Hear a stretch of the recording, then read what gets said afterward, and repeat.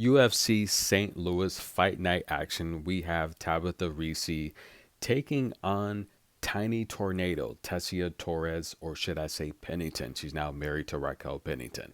Now, Ricci, if you're not familiar with her, listen, she's trying to break inside the top 10. She's got a solid ground game. I think she kind of lacks the stand up needed to be really successful in the strawweight division, but she's very strong. 5'1", and actually both ladies 5'1". But in case you're not familiar, Tecia Torres is now married to Raquel Pennington. They've been engaged for quite a long time, and that's their daughter wearing the cute pink headphones. Listen, it gets loud in these stadiums. I think that's beautiful. Whenever I go to the MMA matches, you see all the babies that the parents bring wearing the headphones. I think it's cute. But Raquel Pennington, one of the toughest female fighters on the roster. We remember several years ago when she was fighting Amanda Nunes and she told her corner to stop the fight. Her corner did not stop the fight, and they came under a lot of scrutiny, a lot of controversy, just risking the health of Rocky, who had no chance to win that fight. She got beat up for 4 straight rounds. She's begging for the fight to be stopped, and her corner literally did not stop the fight. I thought that was bad. You cannot put your fighter in a position to be injured dramatically, especially brain damage when you're taking those type of blows to the head. But this is about her fiance, or should I say her wife. They're now married now. Tecia Pennington, that's the new last name, taking on Tabitha Ricci. Both ladies coming in at 5'1", 115 pounds to reach, very comparable. But Pennington, 34 years old now. It was clear watching this fight that Ricci is the fighter they want to promote. If you can get Ricci inside the top 10, this win is necessary. Then now you can set up a blockbuster fight, possibly a title shot down the road. However, when we look at these two ladies, their styles, Pennington definitely has the better stand-up game. She's much more explosive. She throws a lot more lethal combinations, 3 to 4 punch combinations followed by a roundhouse. While Ricci, on the other hand, has the ground and pound. We saw her defeat Gillian Robertson, who's got one of the best ground games in the strawweight division. And Robertson, guys, loves to get opponents down and ground and pound them. When I saw Ricci defeat Robertson, I said, look, her ground game is serious, because Robertson, her ground game, she rarely struggles with opponents getting them to the ground, and opponents are usually not able to get back up once Robertson gets them to the ground. Ricci, on the other hand, dominated her, and I think a lot of that's due to Ricci's size. Even though she's 115, she's got a very muscular, strong build. Now, this fight early on, Pennington did a really good job of keeping the fight in the center of the octagon.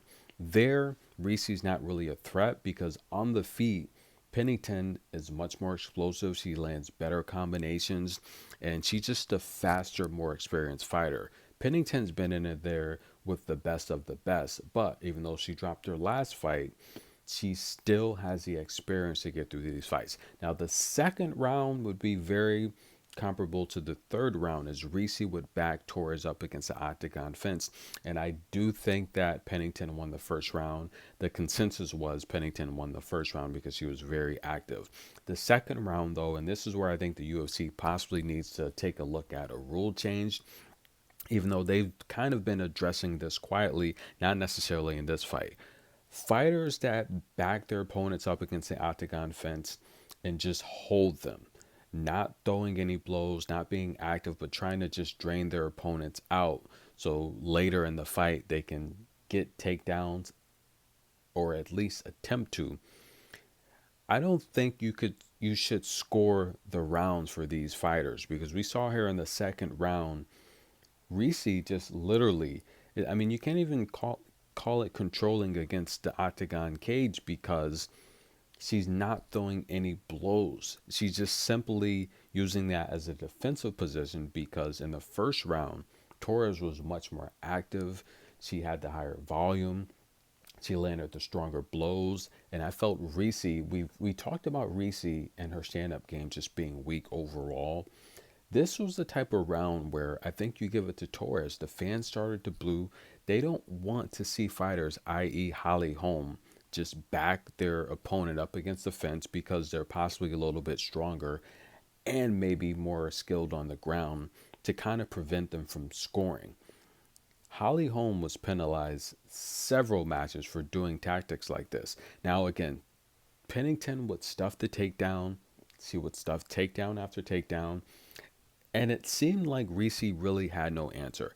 I also gave the second round to Pennington because once he was able to break free from, being backed up against the octagon fence, she was able to get off several combinations. Towards the last 40 to 30 seconds of the round, she landed clean punches. One right there, backing Reese up. And if you take a look there at some of the blows there landed, now it's very close, right? It's very close. So who do you give these rounds to? I think you give them to the person that wants to stand up. You do not give the round to the person that's avoiding the stand up and what's more just trying to promote a defensive position against the octagon fence. The third round, we saw Pennington actually stuff two takedowns and actually reverse them to get two takedowns of her own. However, they were brief and quick. The judges did not score these takedowns for Pennington. The only takedown in the fight was given to Reese in the second round. Torres, or should I say Pennington, she stuffed 9 out of 10 takedowns, while Reese technically stuffed over 2, but Pennington did have 2 reverse takedowns. Listen, if we take a look at the final overall punch statistics, significant strikes 94 to 92.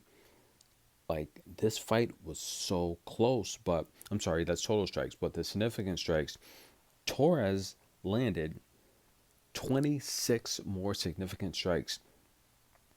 Guys, what were the judges thinking in this match? It was clear that Pennington won this match. She wanted to engage, she wanted to fight, she reversed several takedowns and got 2 of her own.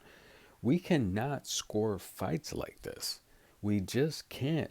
Pennington was robbed in this fight. What do you guys think? Did you watch the fight? You see the punch stats. 26 more significant strikes from Pennington. Like, literally, Reese had only 1 takedown. That's her bread and butter. Aside from that, all she did was try and hold Pennington up against octagon fence to avoid these middle of the octagon exchanges.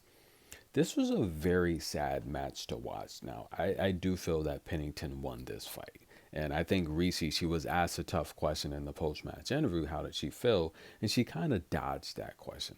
Listen, it's clear the UFC has several years to where they can promote Reese. They can get her a title fight if she's capable.